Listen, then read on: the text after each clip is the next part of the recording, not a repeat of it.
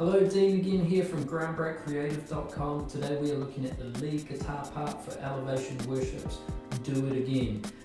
If you haven't subscribed already, click that button in the corner there and you'll get notified when we upload all sorts of music stuff. We will be using a capo today on our 3rd fret. We will have a breakdown of the parts first so we can learn it, and then we will have a run through. Just be aware when we do the run through, I've chucked a click over the top of the track and put a random guide in, so in a random place, so you'll hear funny numbers counting. That's just to protect the song because Elevation Worship own the song, I don't. It's just so it can't be downloaded from YouTube basically. So jump on Spotify, something like that, to check out the full song. I've cut the end off. All we do at the end is we just build back into the chorus, which I will show you in the breakdown. So let's get into breaking down the parts.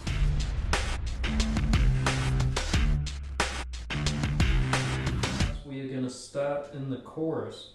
So capo 3rd fret, I'm going to get this chord shape here, 4th fret on the B, 6th fret on the E, and I'm going to be picking B, G, E. So I'm going to start there and then I'm going to move up a tone, and then I'm going to basically come back to where I started, but I am now going to have my first finger off and then back to where I started, and then I start again on the same.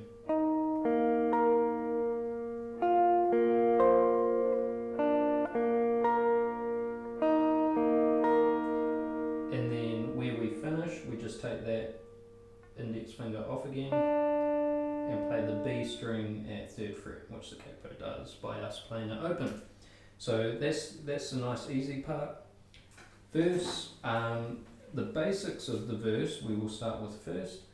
We are going to go 13th fret on the E to 11th fret on the B, 13th fret on the B,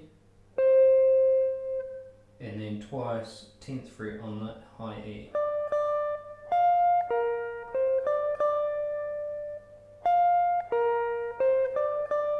Okay, so that's nice and simple. And then what you can do is you can play off the 11th fret on the B, just leading back to the start of that. So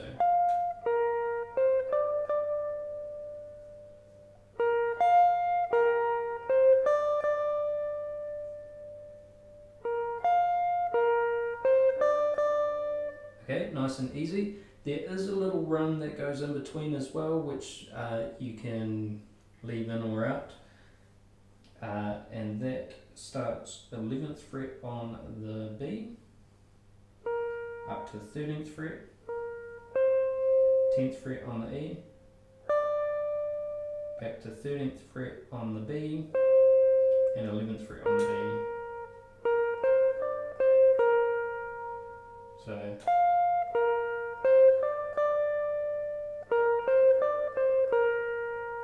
and you'll see in the run through where that goes. Okay, so now the bridge, we're going to play 2 different riffs here. So we are going to start 6th fret on the B up to the 8th fret on the B. Then 5th fret G up to 7th. And then as it builds, we'll just start running that 2nd note.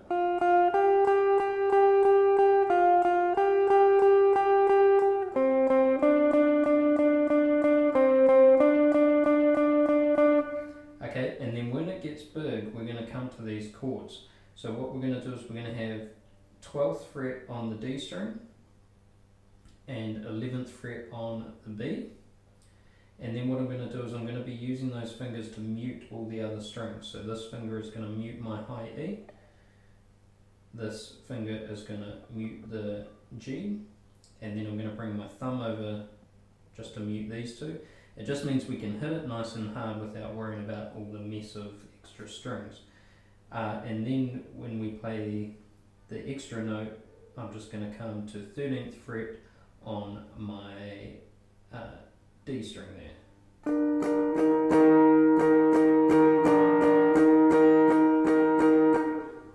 And then same thing, 5th fret up to 6 on the D string. The shape is the same, so this is 4th fret B.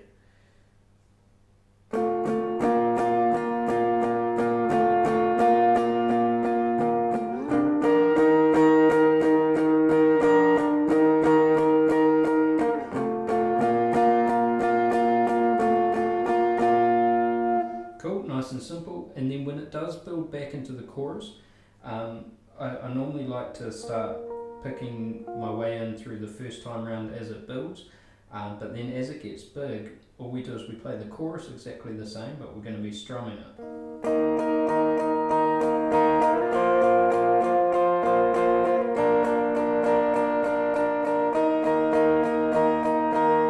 And then when we finish,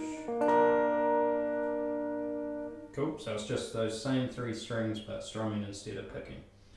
Cool, so that's a breakdown of the parts, and now let's chuck them together.